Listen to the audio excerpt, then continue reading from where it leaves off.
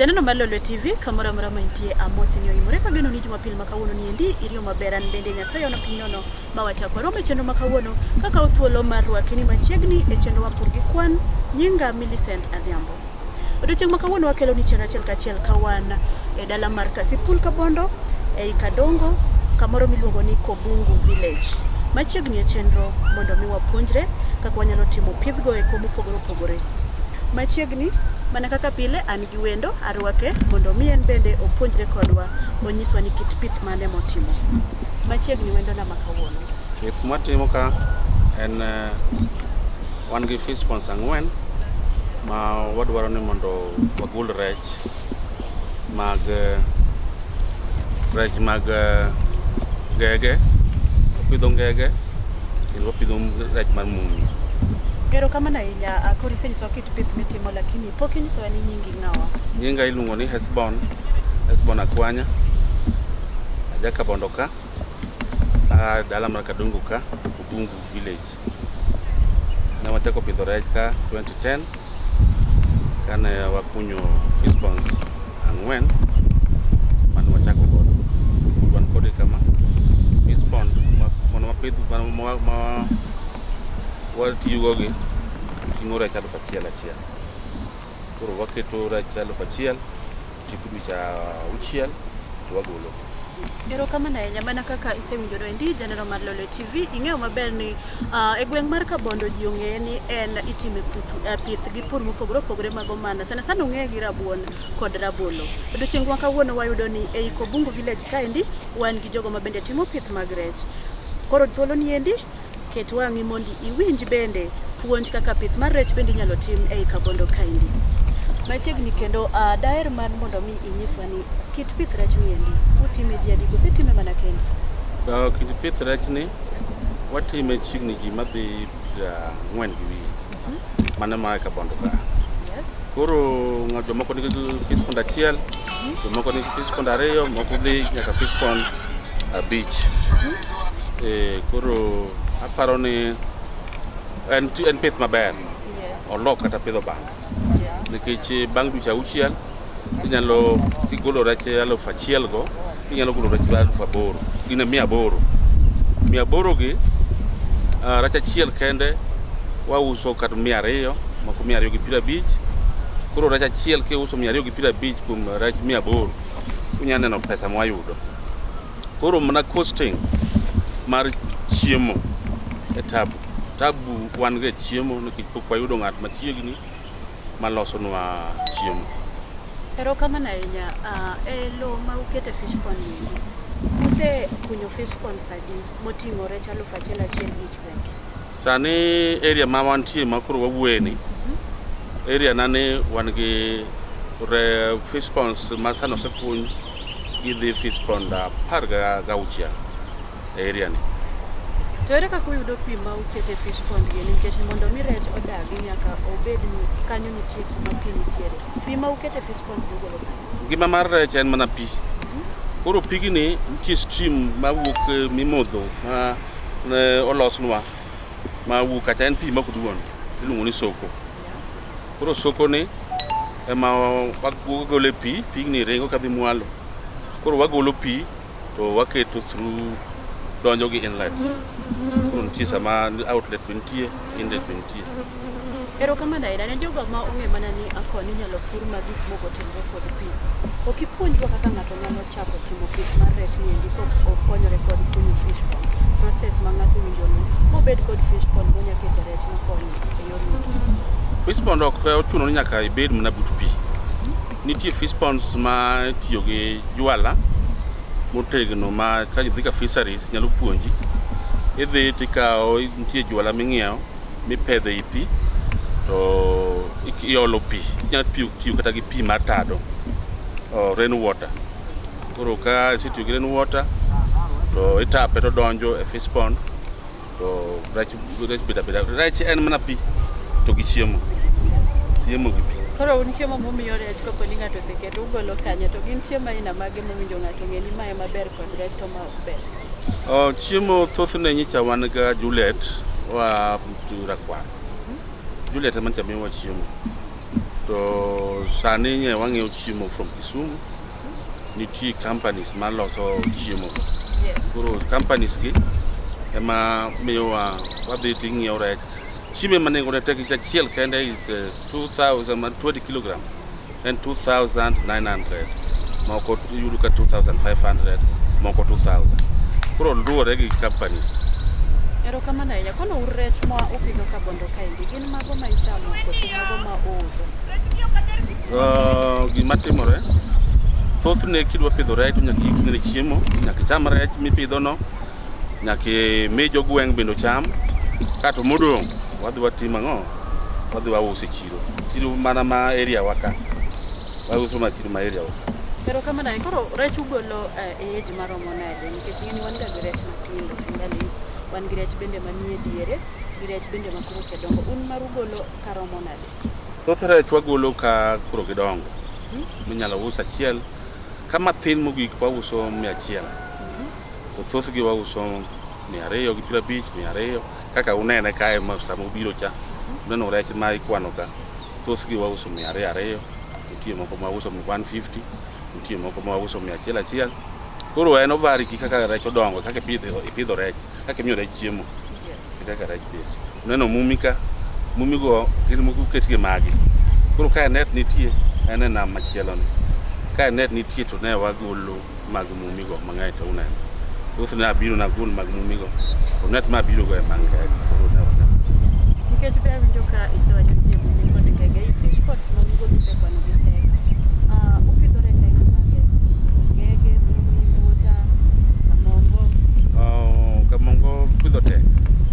Koro thoth ne wapidho ngege. Ma fish ponds adek gi nitie ngege te. Fish pond achiel ema nitie mumi. Koro thoth ne wapidho mana ngege no gi mumi. Emo yien wapidho ka gi fisheries. To bende ng'ato nyalo pidho rech mbuta e fish pond? Mbuta ringo matek sama dwa nyuol. Koro yudo ka area ma idwa ni mondo ikony mondo ibed go gi fish pond achiel ma inyalo pidhe mbuta. Dwa ni obed area maduong' kabisa. Nikech mbuta ka dwa nyuol to ringo matek kabisa. Koro ing'eni ka mathindo gi odhi ogore kor fish pond to otho. Koro konya golo rech. Koro mbuta mondo pidho tek. Kato modnunu kamongo cha embo kunyo lo odhi. Koro iyudo ka kipidhe ka idhi kunye mana kamoro nono. To rech okoko? Koko japala to tek. Pok watem. Pok watem. Koro fish ponds gi wie. Be nitiere jok ma undiko ma bende yor yuto gi gitegemea mana fish ponds? Andiko ji ariyo ka. An gi askari ma rito gotieno. An kod ng'at matimo clearance ma bete. To gi ng'at ma nyalo sama pi orumo to pi dok. To idwa kiketo pi e iye. Koro man nyaka ibed gi ng'at achiel matimo mano.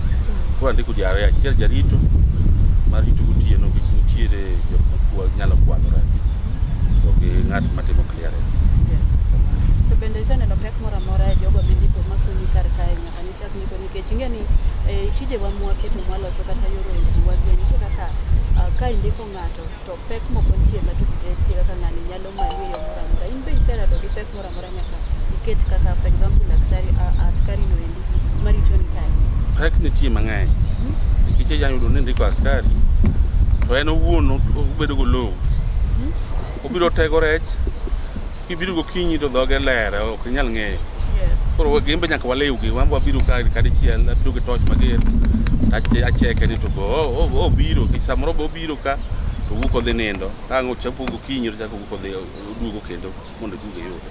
Koro wabiro ga gotieno. Mama wang'e ni to bende be otiyo koso en ma ng'ama biro to nindo. Koro mago nyaka gine. Koro ng'ama jok mwaketo matimo clearance go, gimbe samoro gibedo go low. Magi ibedo ga beda kae nikech ong'e jogweng' ong'eyo ni otiyo ka. Nasema kumoro ke na machielo ni ma orengo kabisa. Odhi ogore pi gi rech. Duoge bathe konchiel morengo. Koro pek mag jomundiko miyudo ainago, ere kaka ukadho bad ainago mi uyud ng'ama chielo manyalo konyi maber? Fumolia tu nikech ji chalre. Thoth ji chalre. Iyudo ka ng'ato nigi gombo nikech pesa ma wandiko gi ka pesa matin. Koro nikech wayudo pesa ma ok ng'eny ahinya ka. Koro iyudo ka ng'ato nigi gombo odwa ni embe jogo dhi ochiem samoro ko ber ahinya ot wacho ni rech mar rito ka wadhi akaw gi mondo adhi atim ang'o amba adhi akonyra koro thothne wabedo gi tabu mana e kuo mar rech Pero kama na inya mana kama no jara Lolwe TV kama wasechopendo endia telo mokongana mana kosimana rumo ikidhi mabor kete mana kanya gano ni kama wachopendo bende ise kwanyo puonj kotenore kod pith mar rech madhi nyime e dala mar Kabondo kaendi.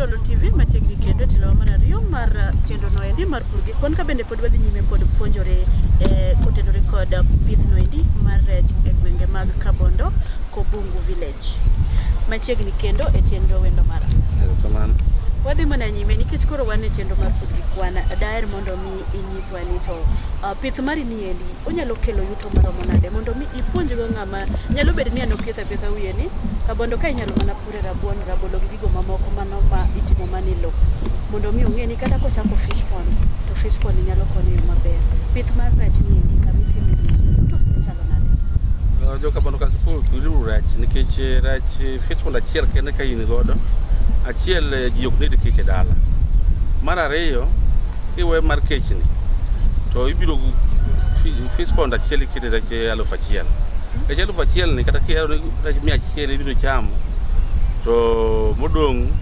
900 titere pesa school fees ok nyal chandi inyalo kawo rech no idhi kiseuso tinyalo ng'iewo go dhiang' kinyalo kawo rech no kiseuso inyalo ng'iewo go bando no ichako ibiro chamo kendo koro inyalo we maka pidho bando an samoro awe maka pidho bando rech ma ayudo kanyo kaseuso rech adhi akawo bando na kata mana gunde 10 moro akira stock for a year. Koro mana kilio kod wiye kiwacho ni fish pond achiel nyalo bedo gi rech 1,000 to iuso 900 tichamo 100. Rech ka rech awach ni sama isepidho ngege kata modongo maber age ma uso go ng'ato nyalo yudo profit maromo nade awach ni ka in gi for example ka ng'ato chako gi fish pond man gi rech 500 odwa ni ous kata 450 to cham 50 ere kaka ng'ani nyalo keto rech gi eki makonye yuto moyudo profit chalo nade e pith mar rech ni pith mar rech en chiemo kende ma tich ne tek chiemo jo maloso chiemo uso nwa chiemo gi nengo matek mane maka sirkal nyalo konyowa to wabed mamor nikech chiemo kende ma kilo 20 iuso nwa moko iuso kata 3,200 3,200 pith mar rech idhi miyo rech saa 4 chiemo kendo saa 10 odhiambo to sama gisebedo madongo koro inyalo miyo kata gorogoro 2 to macha oting'o gorogoro madhi aboro koro gorogoro 2 chiemo mar kilo 20 no ok nyal kilo ndala 2 mane tabu kende ma yudo rech ka but wa subside gi wa kiko ga samoro nyalo kata tiro nigi kuon ginya chamo rabuon motedi ginya chamo chenge ginyalo chamo gik machalo kaka rabolo itede rabolo tibiri sonyo negi gichamo kendo gichamo maber kabisa though ni ok migi gidong piyo to kech koro ok chamgi pero kamano ya lakini gima pod apenji pod okidwoka ka ng'ato chako pith mar rech awach ni koro owacho ni awera gi rabuon matin wachi ni pith mar rech kosenyiewo chiemo monyiewo gik miwacho go temo kunyo fish pond sama koro rech osechako dongo motieko ndalo mowinjo dongo da chako uso profit mar rech chalo nade profit mar rech ber awachonu ni wach mar chiemo matek kigolo pesa chiemo an kaka samoro kaka wach ni fish pond achiel anyalo kito rech fingerlings ang'iewo 1,000 gi siling 5 kaseng'iewo 1,000 gi siling 5 to mano dhi bedo siling 5,000 kata adhi akawo chiemo gunde 40 kunde 40 kaseketo kanyo tang'eni dhi tipo na nyaka dweche 7 kata golo rech. Koro nitie profit manya ayudo machaka dhigo skul. To bende anyalo ng'iso jothurwa ni pith rech nyalo chalo pith bando. Kech bando bende sami pidho bando cha. Ikia bando madhi wuok. Kech bando be puro mi do kit fertilizer kit top mar gine ne mar duka pok inyalo yudo gimoro gine pith mar bando. Koro miyo wan be pith mar rech ni en kano pesa. Ikano pesa ni e gine ka e rech ka. Koro sami gole cha pesa kadi bedo go ka wan joma samoro e bila matin. Pesa ok dikaneo to kwa kane ka iyudo ka sama ng'agole cha to wan kuro en kido en pesa machielo. Kendo ka sea kode sama sea kode no tawuok kode kanyo tabi aloso fish pond aywero iye kae to chaka keto rech manyien. Koro in general nyalo jiwo jowete kata joma ungo kabondo kendo jak makabondo ni gitem gimbe gidonje pith mar rech nikech yuto ne ber en yuto ma ng'ato ko odonje kata ko yudo to nyalo loko ngimani. Oloko ngimani kabisa. Uneno ka dinda chalo ni an natiyo gi Telecom Kenya ka wuok e tich biro ranged 208 dwe mar 2 tarik 8 mayude statement. Abiro dala ka bet matin achung kansela ma bedo number 2. Ka wuok e kansela ni aparo gima nyalo timo to nawacho ni no. Gima nyalo timo to an gi kama puodho nitie, kama pi nitie. Abiro kama kunyo respond makura winjo maber. Pokri aneno ka abiro gi problem. Anti achim maber, adak maber, dala na badak maber. Koro miyo nitie gik ma gikonyo wago. Pero kamana ahinya, koro gi thuolo ni gimoro amora ma ng'ato timo anyaka wayudo ni nyaka kadhe achiedh nade achiel gi adek moko. Ok dikadhe mana ber. Koro gin achiedh nade mage ma otud kod pith rech in general? Pith rech in general, ka wanyalo weyo ka waonge gi kuo.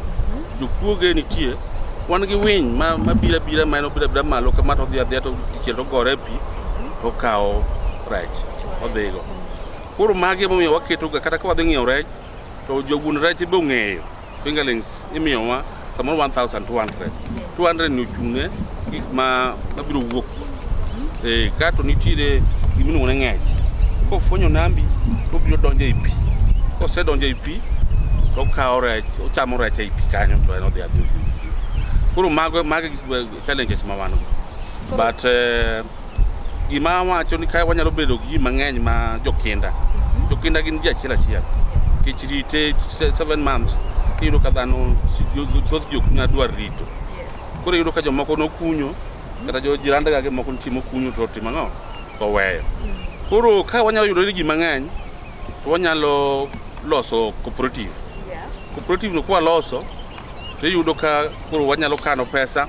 Koro sami dhi ng'iewo cha to iolo pesa kanyo to ng'iewo to kiyudo pesa to duoko. Mane gima ne awacho ni jogweng'wa mondo jothurwa ka waloswa ne cooperative mondo cooperative no biyo konyo bang'e. Koro achiel kuom kata ariyo kuom achiedh nade na isekwano ni ineno e kari mar pith kaendi kama kunye fish ponds. Ere kaka ikadho badha inago ka for example mar ng'ech, for example mar winyo tisewacho ni ibiyo rech extra. Koro ka ng'ech odonjo ni e nam, ere kaka ikadho obadho no mi make sure ni ng'ech ok donjo ni e nam moro amora mondo mi odhi kod rech? Sani ne wasewinjore kaka jok ma sani pidho rech ka wachielo nam. Wachielo nam ma waket chain kwaseketo mano koro dhi tamo ng'ech mondo kik donji. Mago are one of the plans ma wan go. Kendo wakwa sirikal nyicha jofao biro mondo konywa to jotelo nitie ma bei ka ma jotelo magala ma okonywa. Mane tabu wan go ne minister poko waneno ko biro kata koni wawinyo manie ne dho nam to tiyo kocha nam digini kata chimo onge to rech dong. Koro miyo minister obiro konywa obi nyaka korwa koni mondo mi waen karejwa mondo wapidh rech e yo maber. Pero kamana ahinya koro ing'eni kata gimoro amora kichako obed ohala obed pur obed tich to sami chake you expect ni obro loko ngimani e yo malach kendo givani koloko to kata joma oluori jok modak kanyo bo neno niya ng'ane to nyaka nyocha chak timo gini gima kama osetimo gi tije motimono kata kit pith motimono. In pith mar rech ni nyaka ni ibed rich rech ni item kansila cha mideni ineni ichak pith mar rech. Gin benefits mage ma pidhni osekelo ngimani ma kata inyalo nyiso ng'ato ni gini timo gima chalo kama ma ng'ato nyalo neno mawach ni kare kata an bende owinjo achak kata jok ma bang' nyalo neno ni gini ka babwa ni ema timo kata ango nani timo nano kosekonyo ambe anyalo timo mago kokotenore kod youthwa kata vijende ma ya bang' ber mage mofis kondo sekelo. Ber ma paro sekelo na achiel achimo maber. Mano is very important kik mano ngima. Yeah.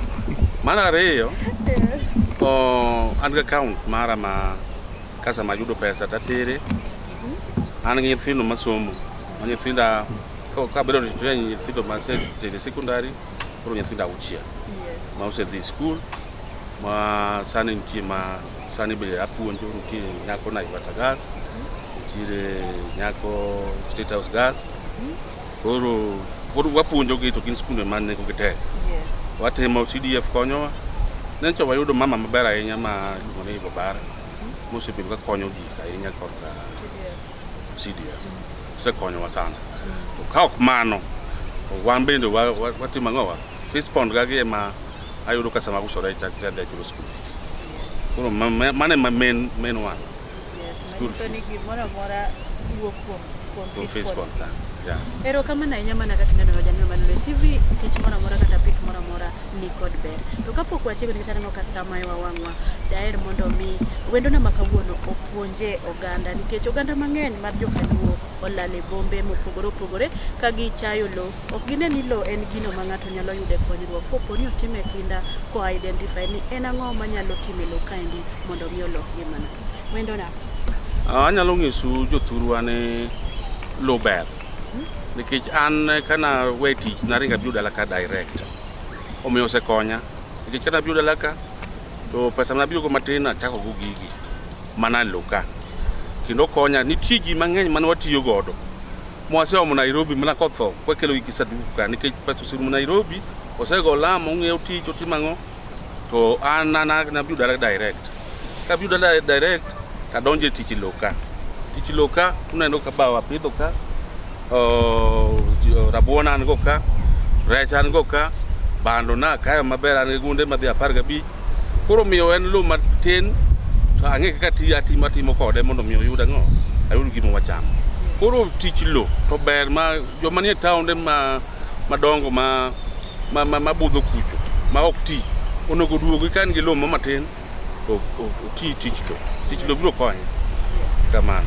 Ero kama na inyamana kama no githulo ni endi tina imiwa mana yor yuto mari ko pontie ng'ama ni ma bende gombo lal rekodi matuta ng'ama bende gombo biro nyiewo rech kuomi kata ng'ama bende gombo biro mondo mi puonje e yor pur mopogore nyalo miyo yor tudruok mari na bani bar simu kumi yudorie kata kopo ni yudorie mbui bende nyalo wacho. An akwanya Hesbon namba simu 0721 4715 06 nyalo wacho box number is 216 Kadongo. Abut kibiro dala na tiluwo yo madhi okita hospital yo madhi Karota ringo matin kibiro but soko kanyo dala ni mana bathe kanyo ero kama na inya mana kama no ne janeno maneni kode Chenro go ero kama na inya kageno ni nyaka nuwa chaki nyaka sani ikonyo puonjo maber ma in bende ibro tiyo godo makonyi kari mar pith kata konyi kaponi idwa chako pith kod pur mora mora oritu masani manetai en an Millicent Adhiambo waro